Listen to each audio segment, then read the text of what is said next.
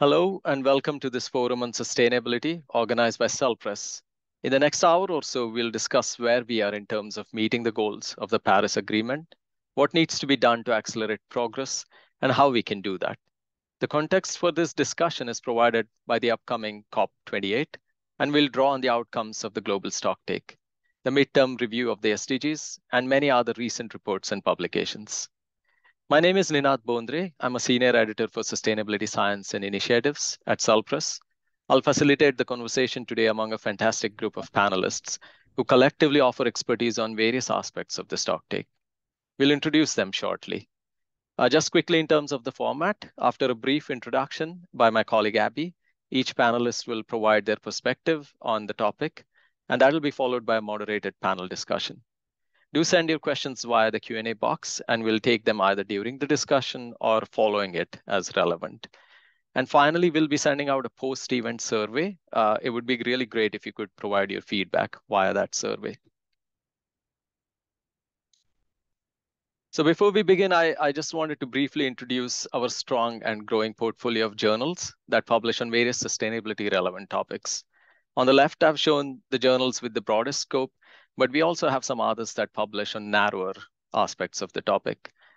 Importantly, although publishing high quality research is our core role, we are also seeking to add value and serve the community by facilitating multidisciplinary conversations. Today's event is an example of that, the third in the series, in fact. And finally, I wanted to acknowledge the intellectual and technical support of my colleagues. Many people have been involved in organizing this, Camilla and Abby foremost, who also provided discussion points. And Joe, Lauren, and Julia handled the technical aspects as well as publicity. And thanks also to our colleague Ryan, who is going to try to post live on X. I have heard that he has had some trouble with that, but hopefully we'll be able to do this via one account or the other. With that, I would like to invite Abby to provide a brief introduction and set the stage for this discussion. Hello. Go ahead, Abby. So I'm Abby. I'm a scientific editor at One Earth, CELPRESS's flagship sustainability journal covering research addressing grand environmental and sustainability challenges. So in addition to publishing impactful research across that broad scope, we also curate the front half of each monthly issue to feature thought leadership around a central theme. And in September of this year, we focused on the global stocktake, including an excellent perspective piece from Dr. Mengye Zhu, one of our panelists today. I've really enjoyed the opportunity to continue thinking about these important issues as we worked on putting together this webinar. So to get the conversation started, I'll provide a brief background on the global stocktake. One of the central innovations of the Paris Agreement on climate change is that it rests on voluntary commitments from signing parties. And the strength and rigor of those commitments is, to oversimplify, enforced by global peer pressure. So that's where the global stocktake comes in. Every 5 years, the world will come together to evaluate collective progress and, crucially, increase ambition as needed. So this year concludes the first global stocktake and thus takes on extra significance as the process itself is tested. The stocktake aspires to address 3 fundamental questions of the world's response to climate change. Where are we? Where do we want to go? And how do we get there? And for these 3 questions, 3 aspects of addressing climate change are assessed: mitigation, adaptation, and the means of implementation and support. And for a third trio, the stocktake process comprises 3 components. So first, the information collection and preparation phase, which began in 2021. Second, technical assessment via a series of technical dialogues, which concluded at the Bonn Climate Conference this June. And third, a consideration of outputs, which will soon be discussed at COP28 in Dubai this December. Coincidentally, this year also marks the midterm review of the Sustainable Development Goals, presenting a focused opportunity to think critically about how best to maximize climate and development synergies and minimize trade-offs. So on that note, let's move on and hear from our panelists. Yeah, thanks very much, Abby. And I'm not going to spend too long in introducing the panelists. You can read that on the registration page and also on their own websites. We want to keep as much time as possible for the discussion. But here's our panel. We have Mengye Zhu, Nella Canales, Charlene Watson, and Lukas Hermwille. And they together have expertise that spans the range of topics that we would like to bring up today. So with that, I'm going to stop sharing and I'm going to invite Mengye to begin providing us with her brief perspective, and then we'll follow that up with other panelists, and I'll call them out. So Mengye, do you want to share your screen? Yes, sure. Should I share the screen of my presentation, or you do that as well? I'm happy to do it if that's easier. So I can do that. Let me just pull it up here. Okay. Yeah.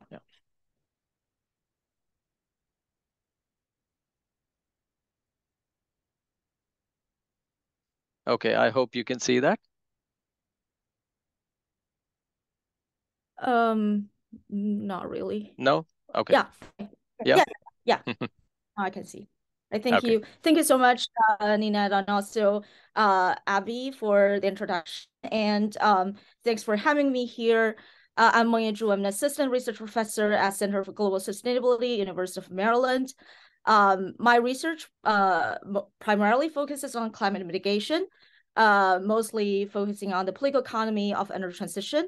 I'm very happy to speak to you about the global stocktake topic today, and looking forward to rich discussion today.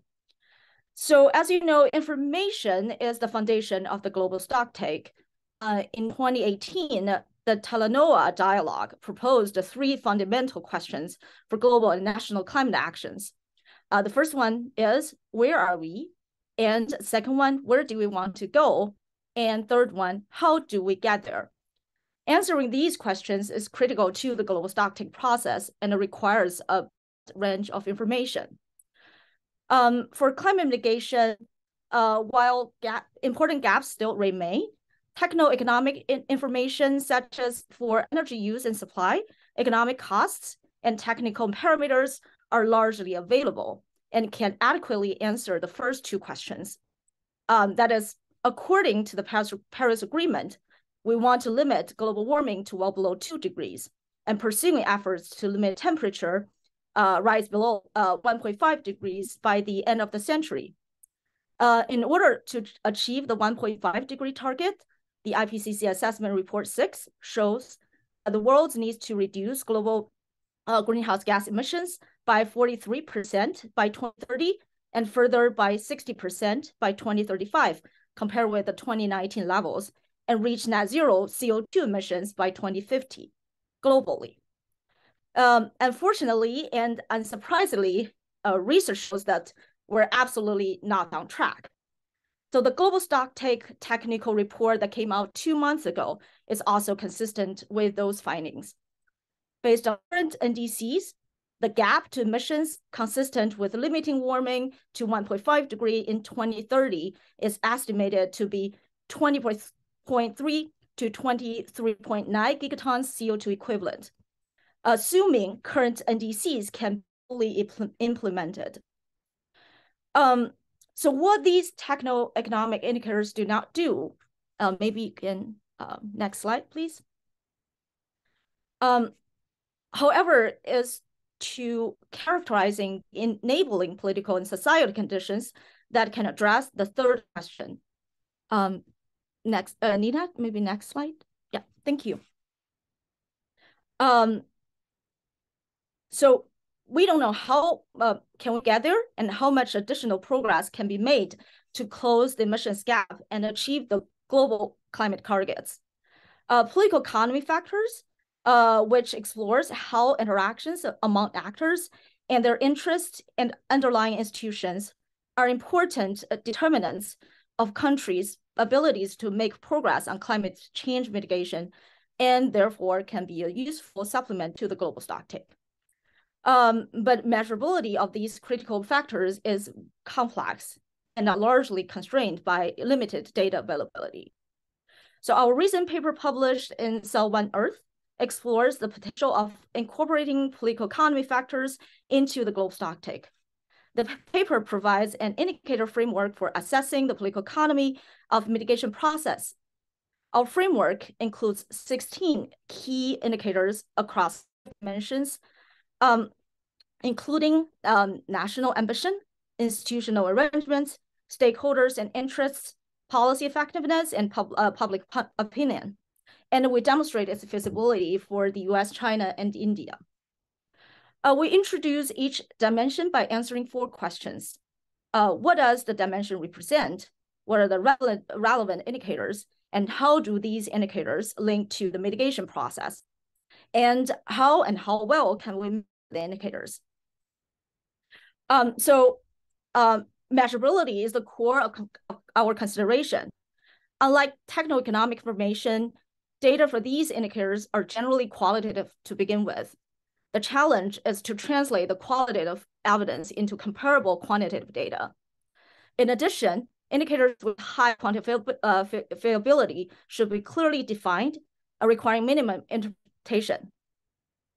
Based on the data sources we reviewed in this paper, we evaluated the data availability for each indicator according to 3 principles: the level of indicator clarity, the level of current data availability, and the potential to increase data availability. So you can see from the figure, the deeper the color, the higher the level. So for instance, the indicator of climate awareness is a good example of high data availability. The definition of climate awareness is relatively clear, shown by many studies. And there are plenty of existing databases that can be used to easily quantify climate awareness. And a contrasting indicator would be the political influence of interested coalitions under the stakeholders and interest dimension. Even though it is an important political economy indicator, it is also an example of low data availability. The scope of this indicator still needs to be clarified, and no existing database can be used to quantify it. More importantly, the potential to increase data availability is also low because there are no existing sources to create large data sets. The measurability of this indicator largely relies on small and qualitative evidence, such as interviews and case studies. Therefore, quantifying the indicator requires much greater effort. So to sum up, this figure shows a framework of identifying areas of strengths and weaknesses in terms of indicators, data availability, and analysis. But our intention here is not to develop a general theory for political economy. Instead, we aim to set a research agenda to track domestic climate actions and conduct related assessments. Thank you, and I'm happy to answer any questions you have in the following session. Yeah, I'll hand over back to you. Yeah, thanks very much, Mengye. And we will come to questions shortly, but I'm going to invite Nella to now share her perspective. Would you like to share your slides, Nella?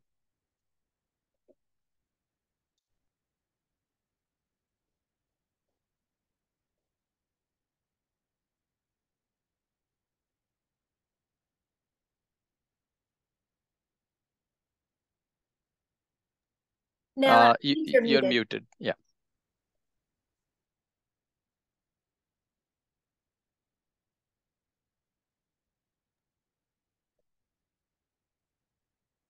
Now.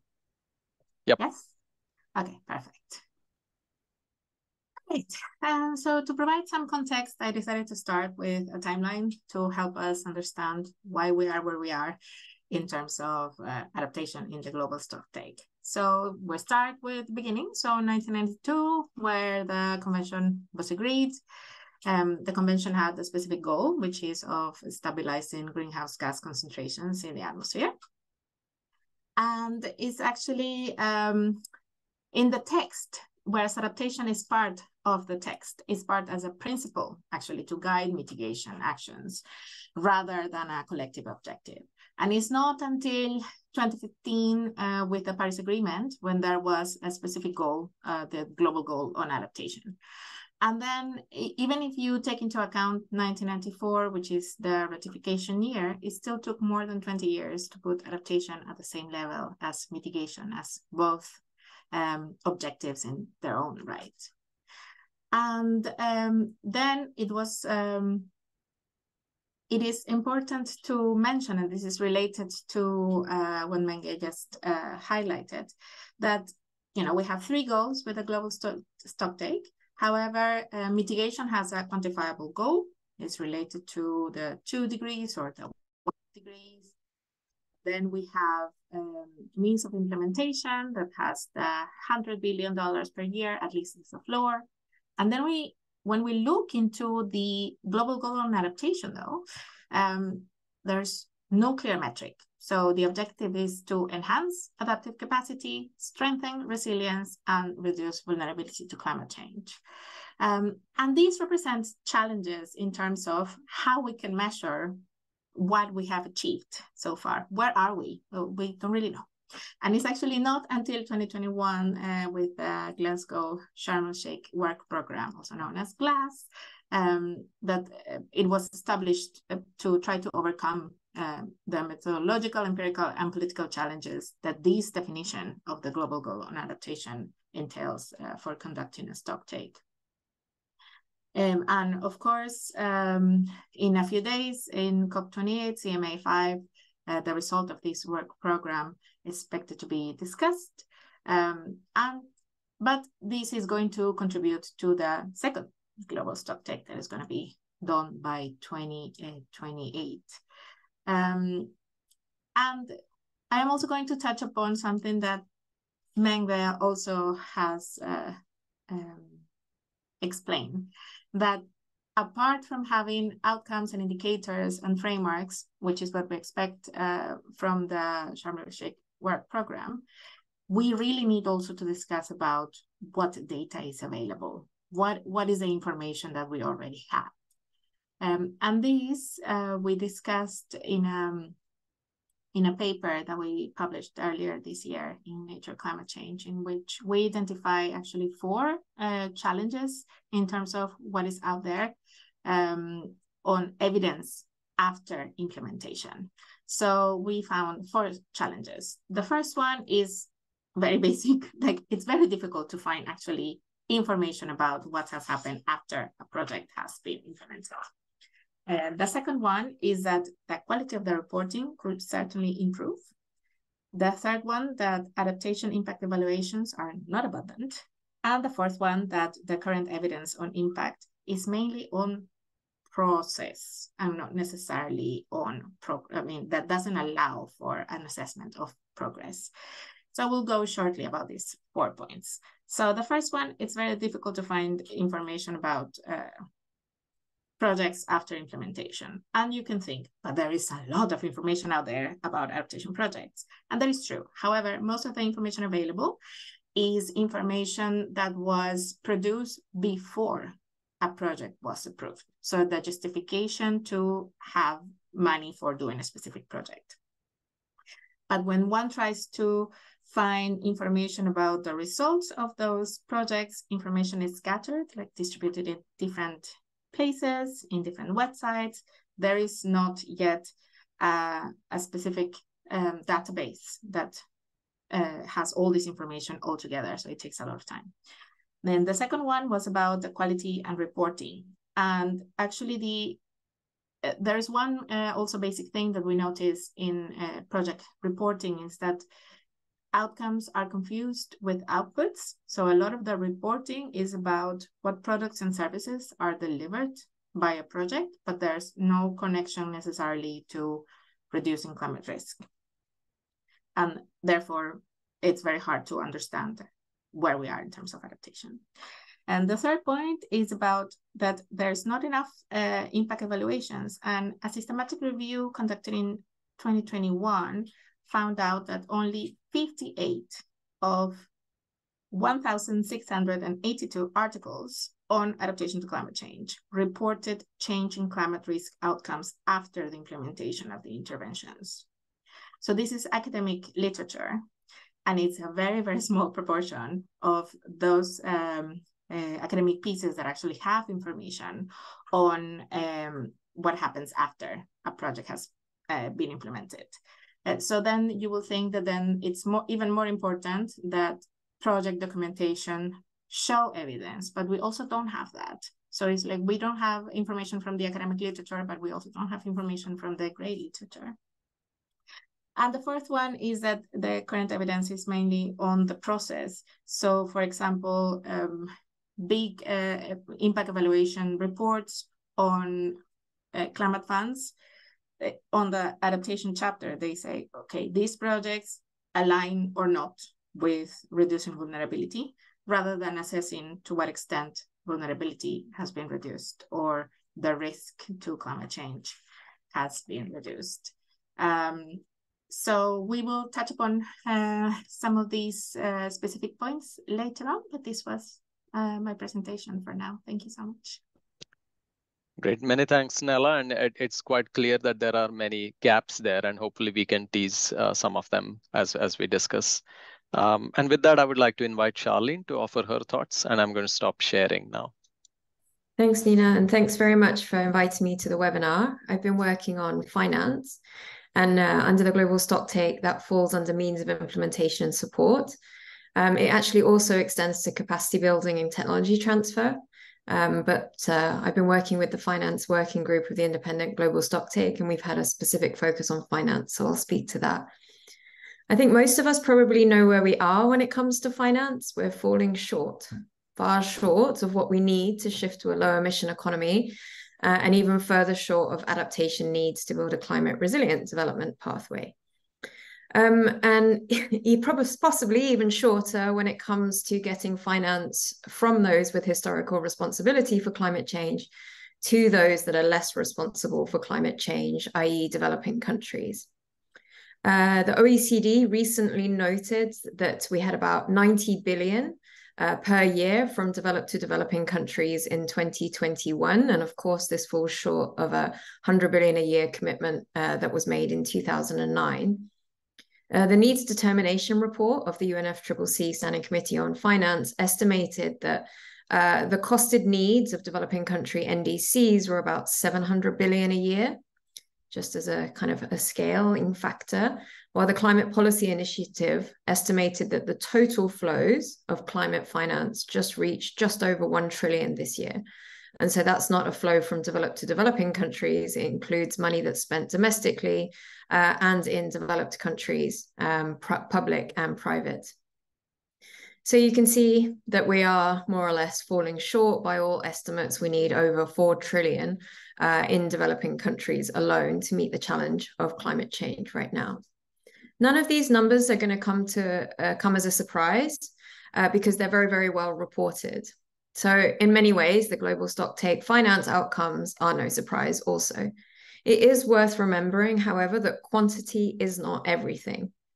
So as well as a scaling up of finance, we also need a reallocation of that finance out of the global north and into the global south that will need to build adaptation and resilience to climate change impacts, but will also need to mitigate for tomorrow. We also need to see simplified access to that finance, for example, and different terms and conditions on which the finance is provided. And that's particularly the case as we're facing some very unsustainable debt crises in a number of developing countries. I think on the positive side, it's worth pointing out that the technical summary of the global stocktake has presented for the first time a holistic vision of finance in the UNFCCC system. We spent many years trying to scale up and debating the provision of finance from developed to developing countries, and this remains incredibly important as a result of historical responsibilities. However, the global stocktake is allowing us to talk about the reallocation and scaling up of finance more broadly, and so the opportunities, the challenges, and the barriers therein. And just as a reminder of that, this figure of over 4 trillion is a huge number. But the question is not how do we get that number and how do we get it invested? That money is going to be invested.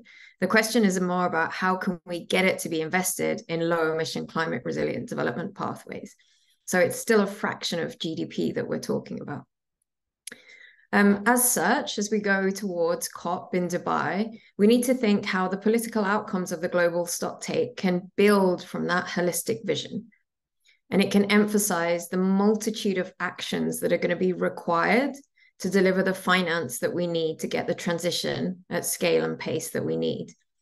And so this means we need to take into account the interconnectedness of the different layers of the financial system. No one change on its own is going to fix the system in its entirety. So we need domestic action. We need international action. We need to work out the interactions between the domestic and international level. And we need to speak to corporates. We need to speak to central banks. We need to speak to finance ministers. We need to make sure that we're speaking to a multitude of actors that determine how, where, and why finance flows. Of course, the finance working group are under no illusion that the UNFCCC process has to fix all of these problems, be they on debt, tax measures, trade tariffs, so on and so forth.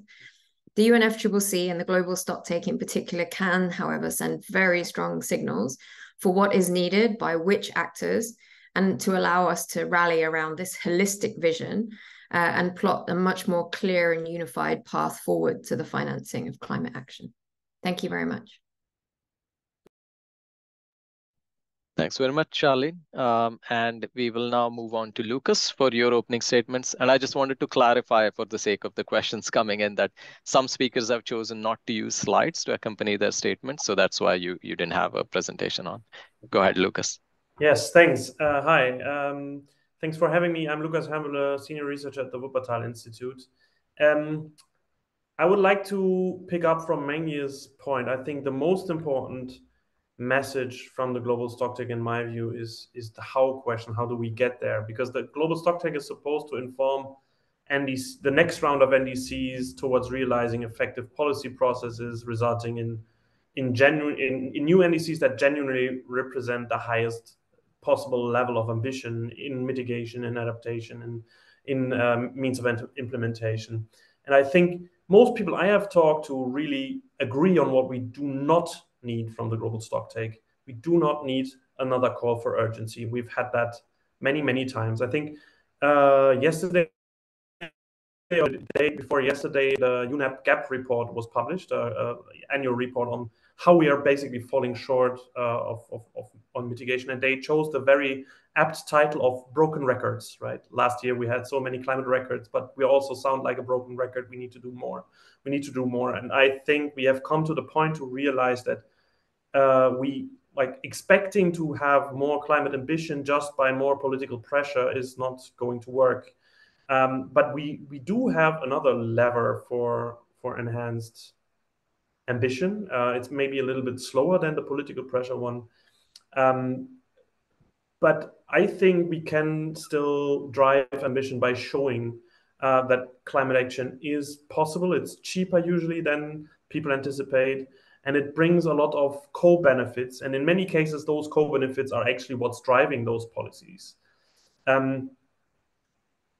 If we look back at those cases where we do make some progress, clean energy is taking up much more rapidly than anyone could have imagined a few years ago. That's great, and it's an area also where we do have a lot of co-benefits,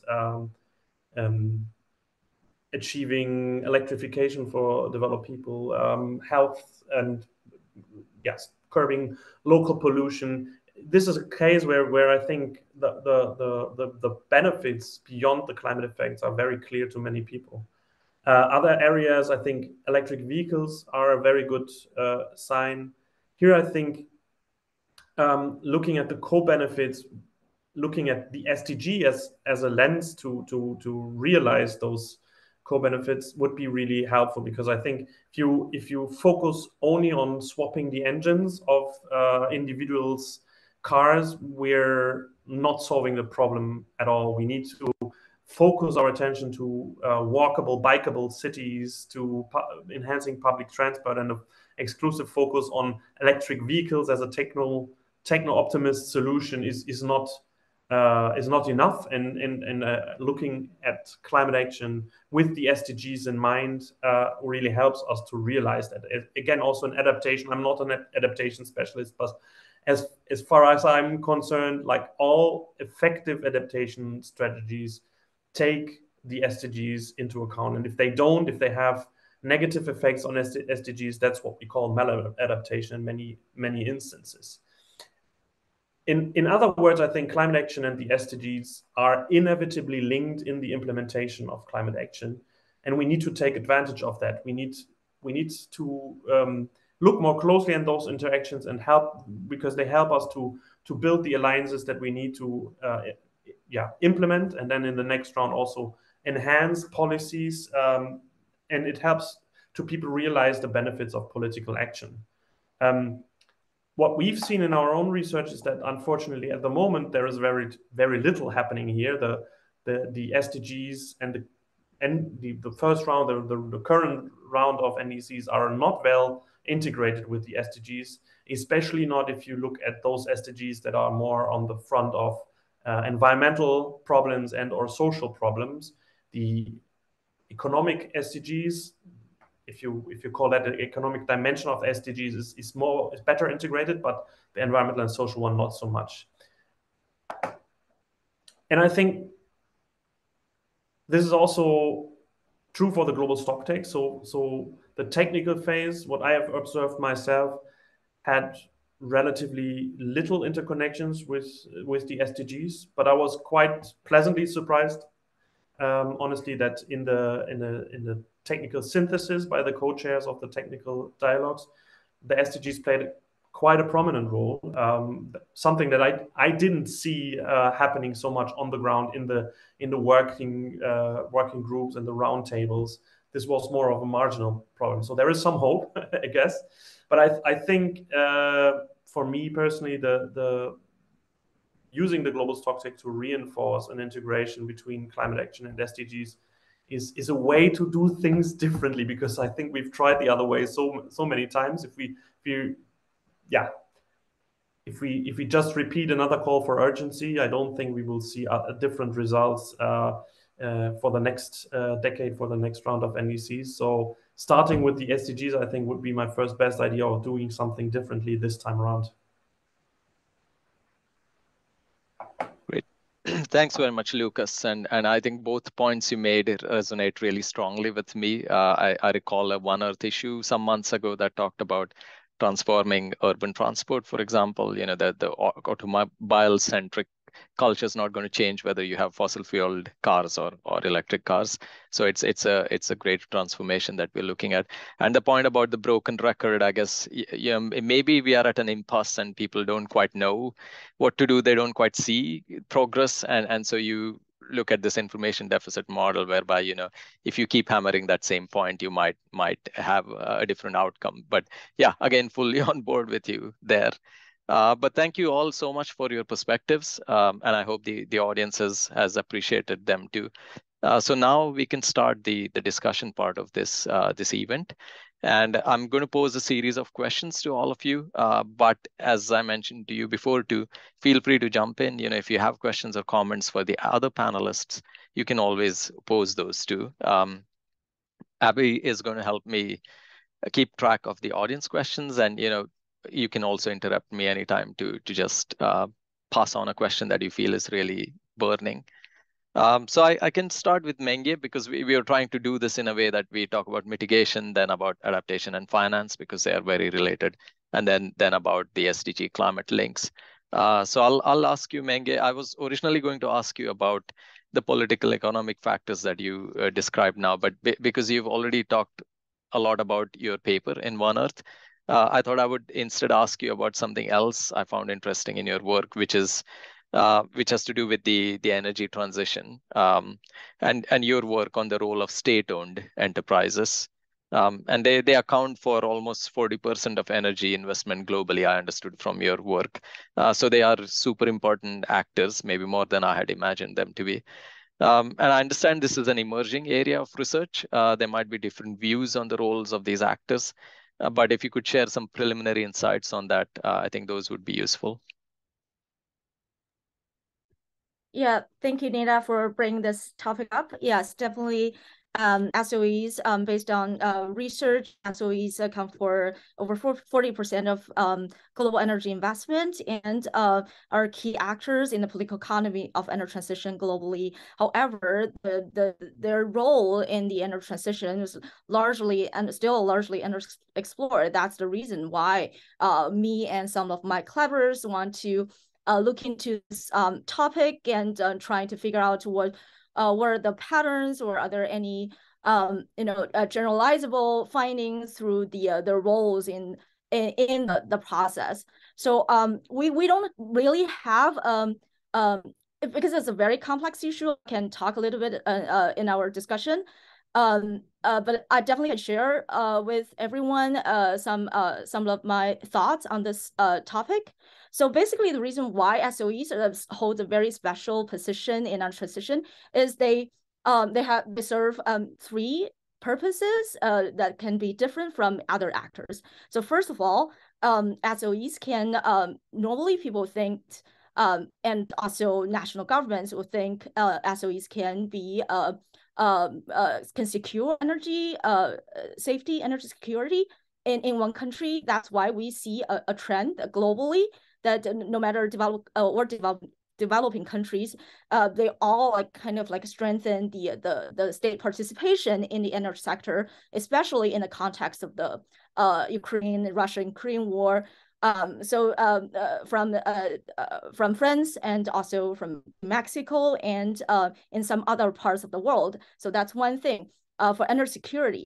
The second one will be energy access. And I'll talk about that a little bit later, but SOEs, because they have different kind of incentives or roles in one country. Usually the government, people think SOEs will be a policy tool for governments to achieve some of the social goals and political goals. So that's the reason why SOEs may not prioritize their economic profits. So that's the other role, like in the energy access, where SOEs can invest in some remote areas where the cost of energy may be high. So that's the second point. And the third one will be in the energy transition. So that's the major kind of area we want to explore, is whether SOEs can accelerate or impede energy transition process. So that's still up in the air. We don't know the answer. But more importantly, it's not about whether they can or cannot. It's about under what conditions they can or cannot. That's something through our comparative work in multiple countries, we find that maybe that's the actual question. And through the acceleration of energy transition, there's also an important topic on energy just transition. SOEs, like I said, economic goals may not be the only goal that they hold. So in terms of solving employment issues, SOEs may play an important role in that, because we find evidence in China, for example, SOEs can, through their internal mechanism, they can kind of shift their employment gradually from the traditional fossil fuel, like a coal-intensive industry, coal-intensive businesses to renewable energy businesses. So that's through internal process that actually makes things easier. So that's just one observation of that. But still, we, in terms of SOEs, we face a lot of challenges as well. So you have to balance economic kind of goals, which are important for a company to run, because they also need to have profits. That's one thing, but you also need to fulfill different goals of the country, like the political goals or the social targets, social goals, such as employment. So how efficiency and equity can be balanced in the process, that's one challenge here. And the second one would be the different roles SOEs play in the energy value chain. So it can be, many of them are great great national power grid companies. They can be developers, and they can be something else in the process. So what are the different roles in these value chains that actually they can have a positive role in terms of accelerating energy transition? So that's a different question. So there are many layers of questions we can explore in the process, but it's an emerging topic, as you mentioned, and we want to know more. And it's not unique to, for example, countries like China, but also like in many other countries, they have the same situation. I'll stop here. Many thanks. That's really fascinating. I've also been informed that there are quite a few questions coming up about developing countries and how adaptation and finance plays in there and so on. We have a registrant pool here that is quite diverse. So I just want to say we will come to that. I'll ask Nella and Charlene especially those questions, but also others will contribute. But I'm going to stay on mitigation for a little bit here, and maybe ask Charlene about carbon offsets. Because that's a tricky subject in a way. We sort of see that the hard to abate sectors will realistically rely on offsets for some time. And investment in net negative technologies also seems to be essential going ahead if we are to limit warming to what's sort of permissible under the Paris Agreement. But the reality of market-based mechanisms and non-market approaches for carbon cooperation is quite complex. And how do you see this arena unfolding in the light of the stocktake and COP28? Thanks a lot for the question. I do agree that carbon offsets are a tricky subject, and in my view, they should be last resort after we try to mitigate and reduce as much as possible. And within that in mind, I think carbon pricing instead should probably be where we're focusing on. So making sure that we either have explicit carbon prices or implicit carbon prices, which are, of course, one piece of carbon offsets, but perhaps more centrally can actually lead to those emission reductions that we're focusing on. I think we do understand that carbon offset systems can be designed and they can be used, and we of course have experience from the clean development mechanism and the voluntary carbon markets, but the guardrails are not yet set. The implications of the costs and the benefits are not yet entirely clear. So we need to continue to work to get those guardrails set if we are going to see carbon offsets as a scalable solution. So in my view, I think we should focus first on the reductions and focus first on carbon pricing before we look to carbon offsets. Thank you. Thanks. Would anybody else like to contribute in this regard? Go ahead, Lukas.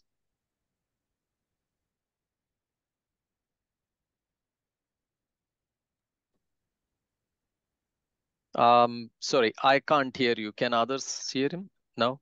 No. For whatever reason, we aren't able to hear you.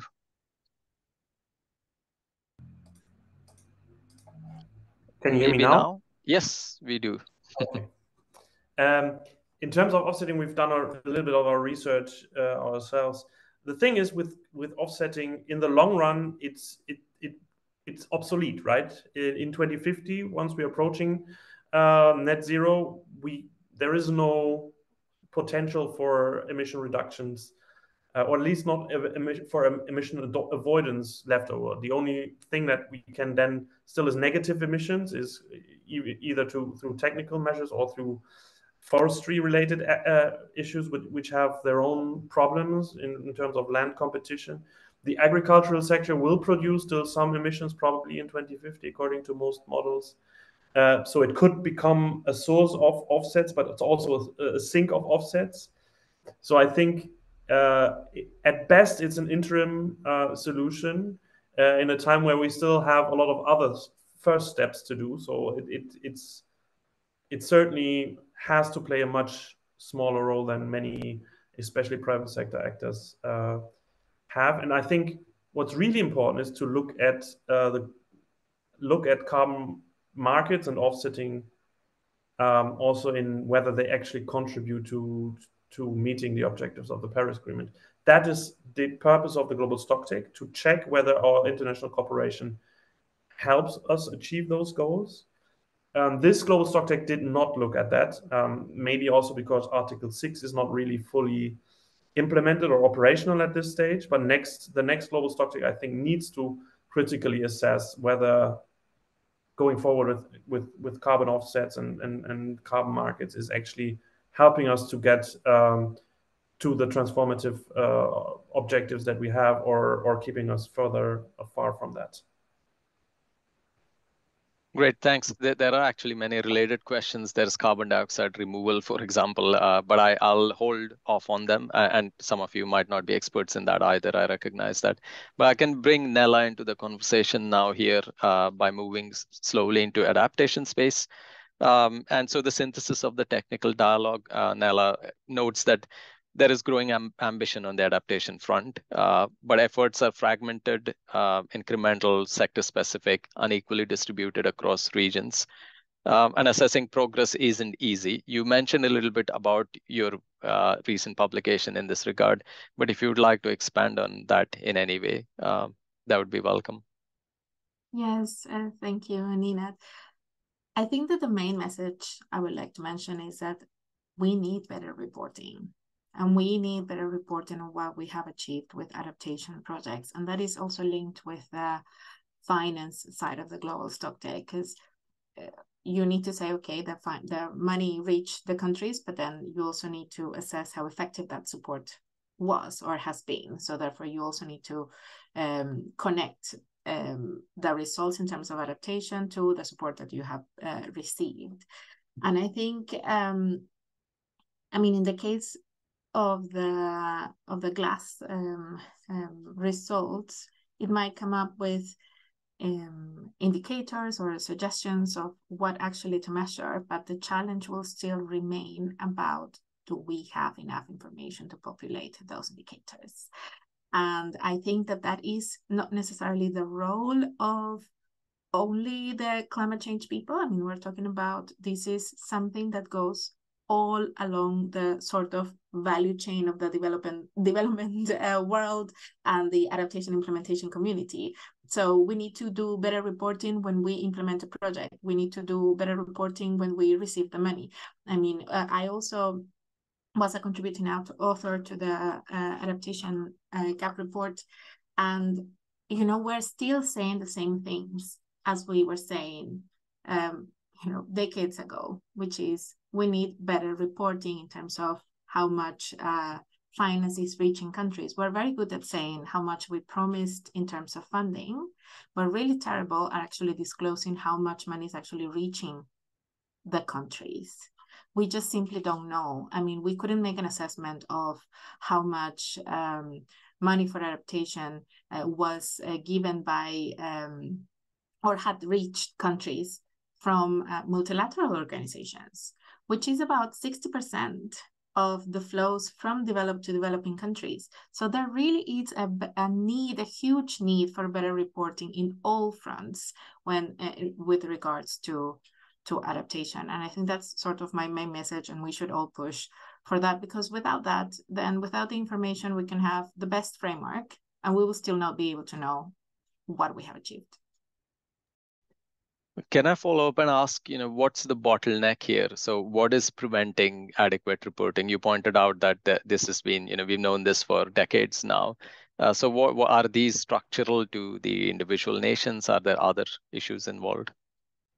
I mean, in terms of finance for adaptation, it's not just for adaptation itself, but for example, the ratio of disclosure for adaptation is less than the ratio for disclosure of disbursement for general development.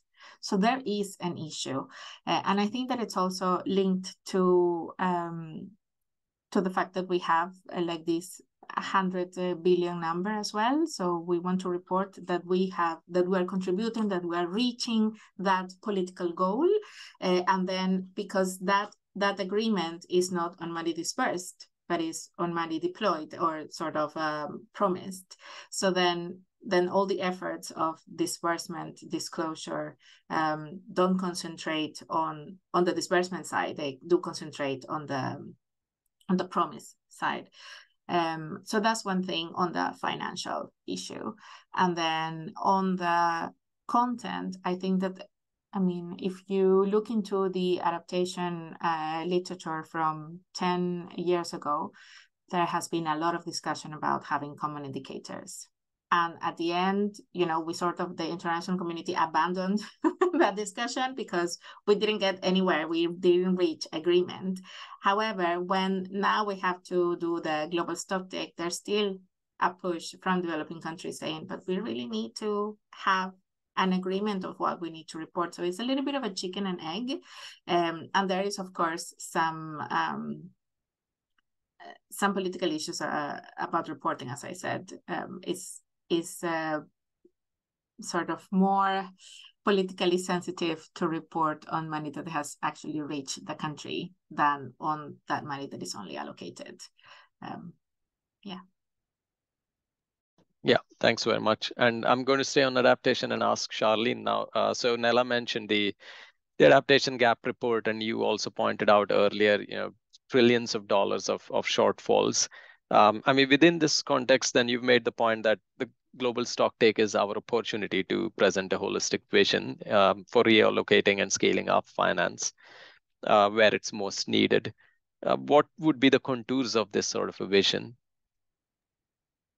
Thanks for the question, and hopefully this goes some way into answering one of the questions that are in the Q&A box. Adaptation is a process, and I think in addition to having difficulties in kind of defining it and working out consistent metrics, we don't always call things adaptation. So a business might put in place a contingency plan or might pick up some insurance because it's been having more recent floods, and we might not always be able to capture that as adaptation. So it is a lot more complex, and it is measured differently to mitigation. That's not to say that we shouldn't and we don't need more of it, not by any means, but it was just a way to kind of lead into this contours of what we do need discussion.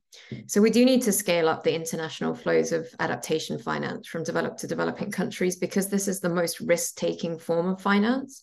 And where adaptation is a public good or is delivering a societal good, that public finance is probably going to be best placed to do that.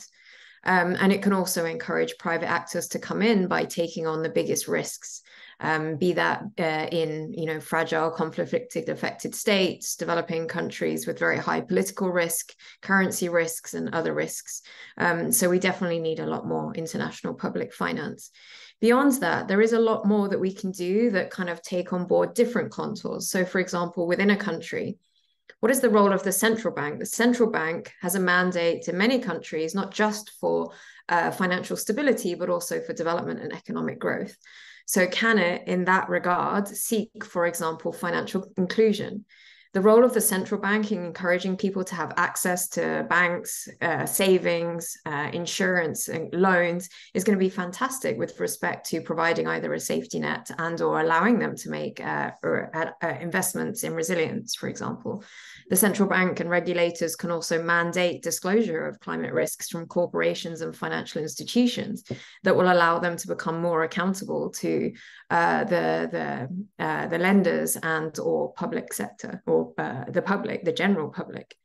If you go then to the Ministry of Finance, they can put in place different policies, subsidies, taxes, tax exemptions for hurricane shutters.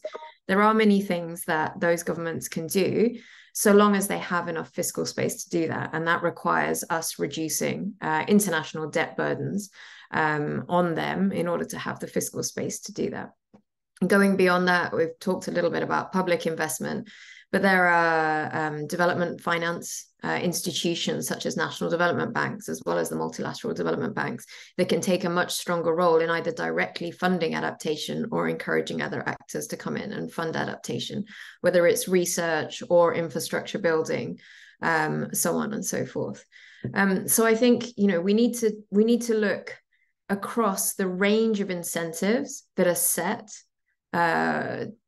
that shift the way that finance flows in order to really fund adaptation. And so those contours are really about the multiple layers that allow households, small, medium enterprises, corporations, multinational corporations, and financial institutions to all shift their finance flows. So there is no one silver bullet.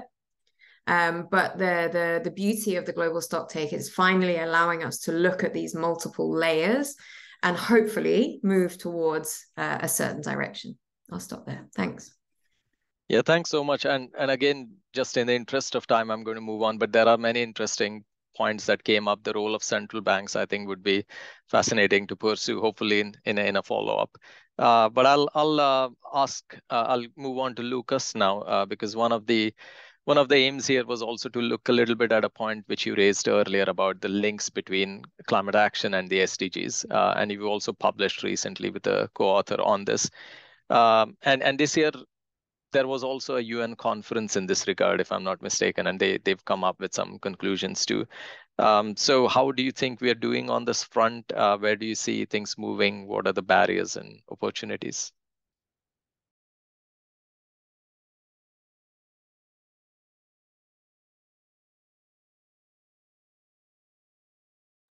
Finding the right button. Sorry. I think unfortunately we are still pursuing the SDGs and climate action pretty much in silo, both on the national level in many countries as well as internationally. And I think we've seen that global governance arrangements for both agendas are insufficient in many areas. So SDG governance in general has been seen as insufficient. There's a large project out of Utrecht University that has looked into how the SDGs have led to institutional changes at the national level, and they found very little in terms of actually changing governance arrangements at the national level. And they even put out a call in a comment in Science to work towards transforming global governance for the SDGs. We've asked for similar things at the climate front, not necessarily throwing out the Paris Agreement and the UNFCCC, but we really need to look into sectoral governance arrangements, because I think it's, if you agree that effective climate change requires a deep transformation of the socio-technical systems, energy, transport, buildings that kind of underpin our global economies and societies, then climate action or climate policy is necessarily sectoral policy, and it requires the line ministries to be on board and to brought into the picture much more. And for this, I think sectoral governance arrangements that are complementary to the UNFCCC and help to serve the objectives of the Paris Agreement are what's needed. I think climate clubs are something that is currently being experimented with. There's one climate club that was launched by the G7 under the German presidency 2 years ago, which is going to be launched this year at the COP, with a focus especially on heavy industry, steel, cement, I think is what their first areas are. But whether that will really become the kind of institution and governance arrangement we need, I think remains to be seen.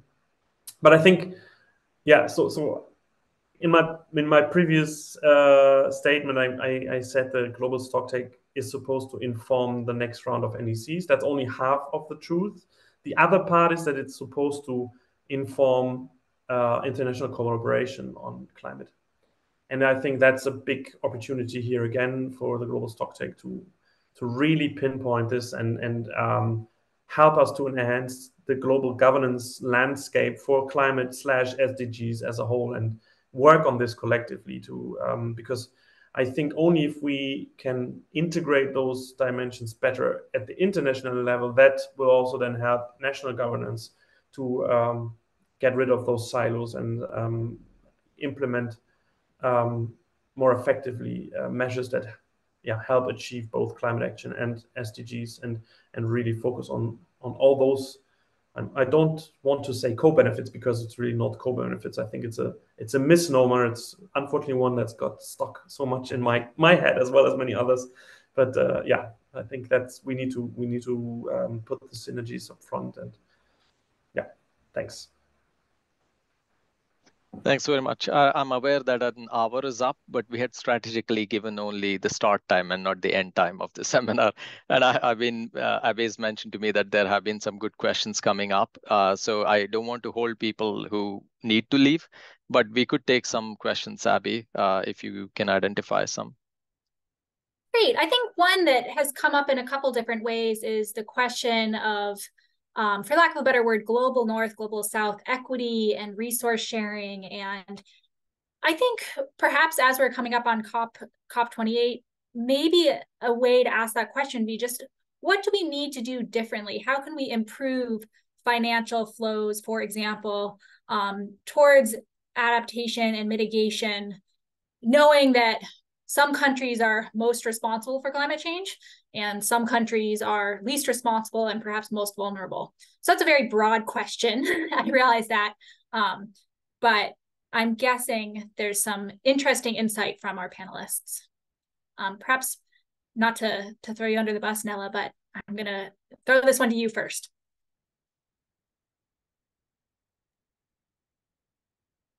Yes, well, the question of equity has always been there. That's why there's always been some text regarding differentiated responsibilities. But I think it's important to not only going or looking into the equity between developed and developing countries, but more importantly is looking into equity within countries. That, I think, it's something that sometimes in this debate between who has more responsibility or not, we sort of miss the point. And that includes both in terms of adaptation and looking into to what extent our adaptation actions also can, inadvertently, yes, but they still can influence risk. And by doing an adaptation in one side, you can cause increasing risk in another place within the same country or even in another country. So it's about looking into climate risk a little bit more broadly, but also I think I was in a very inspiring meeting earlier today with two researchers from a Swedish program called Mr. Geopolitics. And they were mentioning something that's just on point on this topic, that it's in terms of the just transition, when we still talk about this issue of equity, it's not about only about green jobs and about carbon. It's about recognizing what is at loss to whom. And that can involve more than just jobs and carbon, which is what the narratives generally are justifying the transition. But it's about cultural heritage, it's about social cohesion. And if you don't have that, then you're going to face more resistance, and that can block action, which is actually what we want. So I think that those reflections need to go also within countries. And I know and I understand, and I'm a huge supporter of the differentiated responsibilities from sources. That's what I have done for a long time. But I think that we should not miss the national level of this question of equity. Abby, if I could just jump in, just to mention that the Oxfam report came out yesterday and received a lot of attention, and it kind of makes the point you're making, Nella, that there's, they're looking more about the rich and less well-off than necessarily focusing only on countries and common but differentiated responsibilities. Abby, maybe another question there, and then I have one for Mengye too, which I'll come to after that. Sure. Sort of a follow-up on the bigger equity question to you, Charlene. Thinking a little bit more specifically about the loss and damage fund and the sort of stops and starts of progress we've seen since it was agreed upon last year. What would you hope to see in terms of developments at this COP28 towards loss and damage? How long have we got? Equity is a really important question, and loss and damage is a part of that, and finance is one way in which we can try and address this question of equity between countries in particular. And it's always worth bearing in mind that Article 2 of the Paris Agreement is about a climate change response in the context of sustainable development and poverty alleviation. And as Nella has mentioned, we should be really thinking about how adaptation, mitigation, and sustainable development do trade off against each other. And it will be silly to think they don't have trade-offs and there are only win-wins. And so it's all about making sure that there are appropriate pathways, and those pathways are led by the right people at the right time and funded in the right way. So there's kind of a lot in that question, and it will be impossible to unpack it all. But then specifically around loss and damage, it will be a big success if we can agree the loss and damage fund at COP28. The Transitional Committee has had 5 meetings and has made a proposition for that. And so there is a lot of hope that that could be agreed. And the importance of that is not only just creating it, it will be hopefully seeing some pledges and some money that will go into making that a reality, even if it will take another few months to truly operationalize that fund. I think what's also important to note is that there will be implications and repercussions. So we will be agreeing a new quantitative collective goal on climate finance, the successor to the 100 billion at next COP, not this COP, the one next year. And whatever happens with the loss and damage fund will probably play into that goal, for example, with respect to developed countries taking the lead for contributions. And this is something that's possible with respect to climate finance. But the discussion at this year's COP may well be whether or not loss and damage finance is a third pillar of climate finance or not, and therefore will have implications for that goal.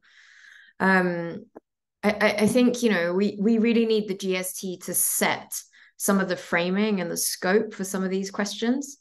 I think the technical summary has gone some way to do that, but the political outcomes will really make sure we see, with respect to equity, some leadership, even if it's not leadership in putting money on the table, it's leadership for taking responsibility for putting in place some of the international reforms that we might need. And also leadership to kind of ask for inclusive governance on some of the forums that will have implications for the ability to fund loss and damage, or the ability to be more resilient to climate change, or the ability to mitigate. So, for example, if the G20 are talking about different tax measures that have implications for developing countries, are they at the table? How do we get LDCs and SIDS at the table in some of these fora? So equity is diverse, and I'm sorry, that was a bit of a ramble about multiple topics, but I really want to emphasize the interconnectedness of it all. And I know that that really complicates it, but it just reminds us that, you know, we do need to sit down and think carefully. And that means we need to do the thinking behind the COPs. We need to make COP a little bit boring again and get back to those negotiated decisions, and not have too many big announcements, but really think through where we can make the difference when it comes to financing and equity. Interesting. I think it's interesting thinking about many of the points raised here in terms of how not to be a broken record, and how can we really set this COP and the global stocktake up to be effective and move forward with including the people that need to understand the implications, et cetera. I've enjoyed that insight. On to you, Ninad. Yeah, no, great point, Abby and Charlene, both. It's and loss and damage is super timely now, not least because of the passing of Salimul Haq recently, who was quite a lightning rod in this regard. And we had some questions from registrants already about the loss and damage fund. So I understand it's not quite your expertise here, all of you, but I'm glad we could touch on it a little bit too. I'm also going to say that I'm going to keep this discussion going for a bit. It's not often we get this sort of a group of people together. And I think we are really getting into some good questions now. So no pressure on anybody to stay on, but if you can, please do. We can continue for a little bit more. But I can because we discussed climate and SDGs and the integration there, following up on Lukas's work, it made me think about the work you presented, Mengye, and which you published in One Earth recently on the political economic factors. And I was thinking there's a lot of complexity already when it comes to climate action there. And if you bring in the SDGs there, I would imagine that some of the same factors, or many of them, are equally relevant for the success of the SDGs. And how much complexity does the fact that we have 17 goals here as opposed to, you know, the one of climate goal, how does that work into what you have worked on regarding political economy? Yeah, thank you, Nina, for the question. Yes, we definitely see some of our framework, like elements from the framework, can also be applied to maybe other SDG goals. But one thing I want to highlight here is we do have an indicator under the policy effectiveness dimension, is policy coherence. We think that this is a very important one, and sadly, from our the best of our knowledge, we we're still unable to find a good data or a very good methodology to quantify actually this. So policy coherence in our indicator framework means the climate policies are coherent at across all levels of government, and also consistent with each other, including SDGs. It's like some of the goals, for example, like their economic goals and the goals on the biodiversity, land use, and also health. So all that. So whether those policies have synergies or conflicting with each other, but definitely we want to see synergy, right? And but we definitely see some of the conflicts between goals, and maybe some of the concerns on that. For example, one quick thought would be, the transition towards the low carbon development would cause some unwanted consequences, like employment, job losses in a short period of time. So that kind of thing, that also like making things complicated. And also, I want to echo what the other panelists just mentioned about Charlene just mentioned about thinking the whole thing holistically. For example, we have to think about mitigation and adaptation together, because some of the mitigation methods actually have, are conflicting with adaptation plans. Like some of the renewable energy, one simple example would be hydropower, and the biodiversity challenge, or the biomass solution as a mitigation approach versus land use change and deforestation. So these kind of things, so how we can make sure these are in our policies, make sure everything can be balanced. And I think one thing from our research is that it's hard to have a good methodology. So SDG proposed, we find out SDGs actually proposed a methodology, a toolkit to understand the synergies, but it's not complete. It's still like only applied for a couple countries, and I think it's a quite complicated methodology in terms of that. So we also like want to maybe further facilitate more research on that front to better understand the situation. Yeah, thanks very much. While I have you, I also thought I was curious when I read your One Earth perspective, which focused quite a bit on national level political economic factors, and then I was just wondering, given the dependence on several countries, especially in the global south, on global finance, it points to some transnational factors there too. And I was curious whether you've looked at the issue of mitigation from that perspective, how these global and local kind of factors interlink with each other or interplay with each other. In terms of climate finance, or I mean, just the issue of climate change. Your paper in One Earth makes the point that we need to look at political economy, but the focus was on political economic factors within nations. But there is also an element here of sort of a globalization and how that plays into it. Yeah, definitely. Yes, I think in our paper, mostly focusing on the national political economy indicators, but definitely geopolitical factors definitely play in a role. So I want to highlight one observation I made through the US-led JETP in Indonesia.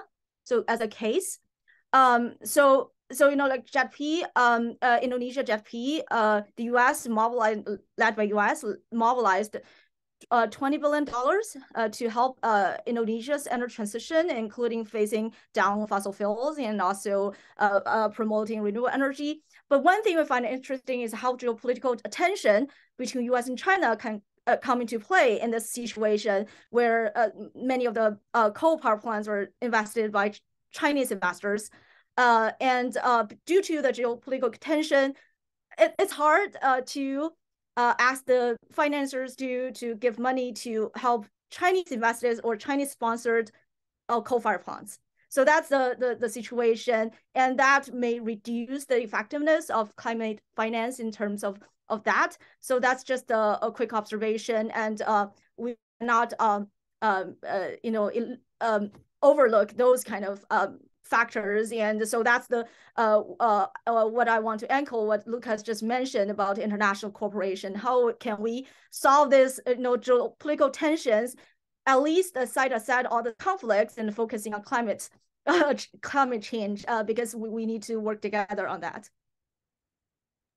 Yeah, thanks very much. And Lukas, because she referred to you and your work is on governance, if you have anything to contribute, feel free to go ahead.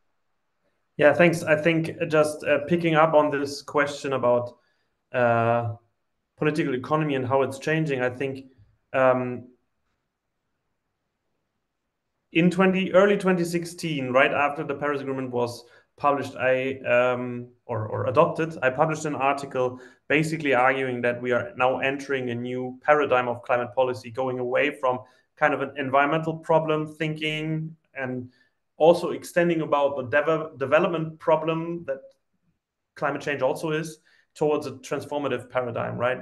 Changing to we really starting to grasp the reality that we have to fundamentally transform. And I think now we're looking into the world and are seeing, I guess, that this transformative paradigm takes center stage, and I think it will also fundamentally change the political economy. So we've spent so much time debating a burden sharing in this whole negotiations, and now with the adoption of the Inflation Reduction Act in the US, a new thing is entering center stage, and that is who gets to reap the benefits of the transformation and the green technologies that come with it. I mean, the other one is not going fully away, but now we are starting to not only debate burden sharing, but also allocation of opportunity. And I think that is something that we really have to find ways addressing explicitly, because otherwise there's a big risk that this will lead to fallout in developing countries. We already see this in South Africa. We're working with colleagues in South Africa. The automotive industry is the biggest export industry of South Africa. There are currently virtually zero investments in electric vehicle technology in the automotive industry. And the industries, and also electric vehicle, the market in South Africa alone is not able to afford electric vehicles. So there are hardly any sold. So the colleagues are very worried that the whole industry will collapse in South Africa and will relocate to the home markets of the OEMs. And that is certainly something that cannot be in our interest, right? We need electric vehicles in South Africa, and we need to have this opportunity, this new industries taking place everywhere. And I think this is a discussion that we will have to bring into these international negotiations. I'm not sure how to do that in the context of the climate conferences. I think it should be there because I think there's a lot of value in having everyone on the table. All those discussions about equity and finance and loss and damage funds only take place on a truly global arrangement. And here is another concern I have with COP28. We're awaiting 70,000 people. This is the last time, this is the last step of growth of this process that's viable. There's no place on earth that can, I don't know, host 100,000 people for this kind of conference. So we will have debates about reform, making COP more boring, as Charlene put it, just because it's not practical anymore. And I'm really concerned that we might throw out the baby with the bathwater if we resort to other fora to resolve these questions, because then equity is out, finance is out, loss and damage is out, and that's certainly not what we want. So that's I guess a discussion to be had next year, but I'm pretty sure this will come up already during the COP, because I can't fathom how the physical event will be with 70,000 people and 125 heads of state in the same room. No, that's a fair point. Nella, you wanted to add? Yes, just a quick reaction. I mean, I agree that this is something that we need to discuss at the global level, but it's also very important to have also this conversation and openness to have this dialogue at local level where these transitions are happening. So there are going to be winners and there are going to be losers. And I think that people might be open to accept some of these, but only if there is a dialogue and there is a recognition of what is going to be lost and who is going to be losing. Because it's very different if, this process is only going to affect, or if the beneficiaries are going to be within the local community. It's different at the discussion that if, you have this region in Sweden in the north, and they're doing the transition for the people in Stockholm and in the south. That is a very different conversation than the scenario that you were mentioning, Lukas. Is it about that then the car industry were just going to move outside South Africa? So as Charlene was mentioning also, this is happening in all levels. So we need to recognize the need to have these dialogues and these recognitions, not only at COP, but also within each step of the way. Yeah, and you brought up another of my pet topics, which is the north of Sweden. I myself live in Stockholm too, and I've been exploring this for a couple of years. I think there's fascinating stuff there academically, in an activist manner, whichever way you look at it. Maybe we'll have another seminar only devoted to those sorts of transitions at some point. Abby, are there any pressing questions?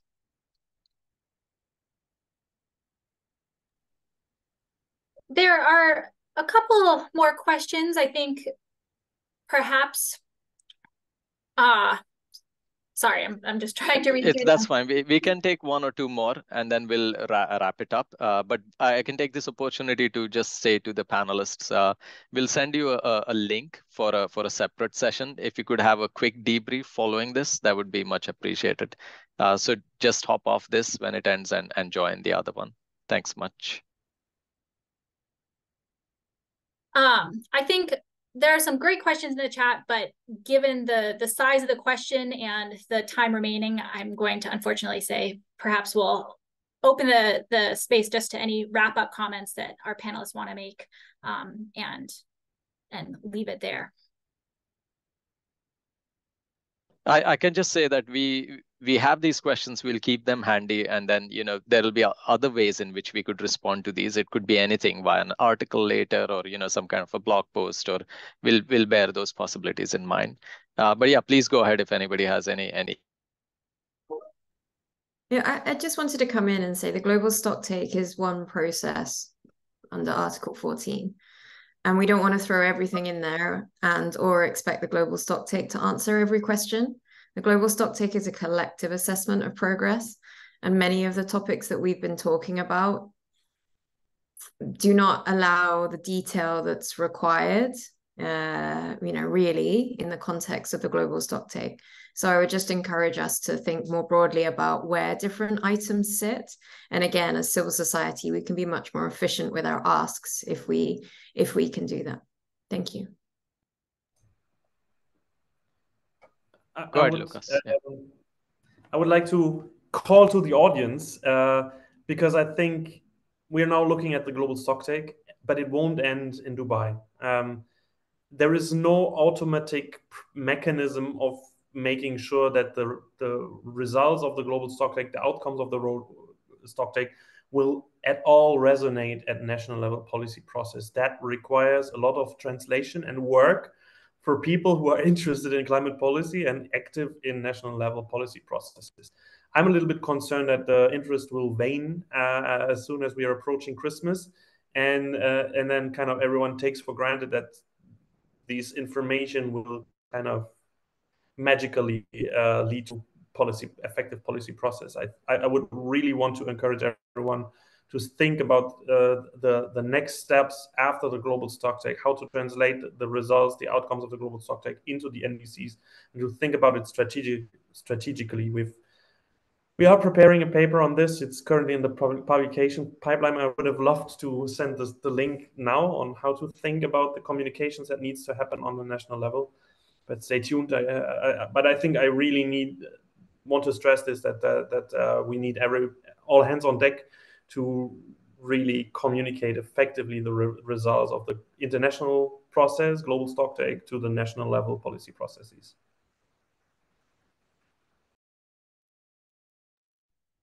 Thank you so much. Mengye, do you have any comments? A quick comment, follow up on what Lukas just mentioned. Yes, I think so I think not only we should emphasize the ambition gap we have, and also through the global stocktake process and enhancing the commitments from the following NDC, the updates, but also we need to focus on the pay more attention to implementation gap, which exactly how we translate those signals to implementation. And I think that's critically important, especially in mitigation, because we know we want where we want to go, right? And now what we don't know is how we can do that. So for example, like renewable energy, for example, like solar powers are cheaper than coal power now. So we assume that a massive deployment globally would be easy, but actually because of many political economy barriers, the transaction cost of that is high, and how we address those kind of costs are important, and that's something we should look into in the future. Excellent. Thanks so much. And because it's approaching an hour and a half, I'm actually pleasantly surprised 66 people are still with us. And thank you so much for your engagement. I could see the Q&A box lighting up all the time. So thank you so much for your fantastic questions.